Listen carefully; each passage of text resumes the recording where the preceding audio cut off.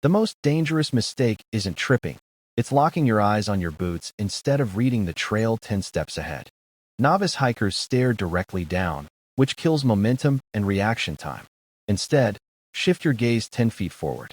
Your brain subconsciously maps immediate steps while you plan the next efficient line. This proprioception prevents mental fatigue on long, technical days. On rocky terrain, assessment is instant. Avoid angled, lichen-covered slabs which act like ice when wet.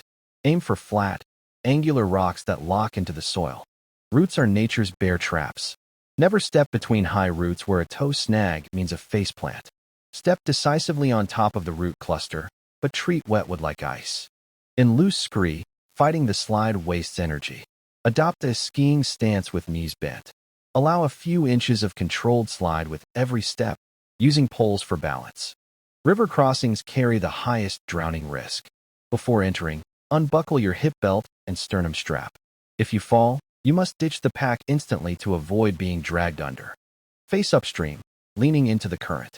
Use your hiking poles to create a stable tripod, moving only one point of contact at a time to maintain stability. Finally, don't widen the trail to avoid mud.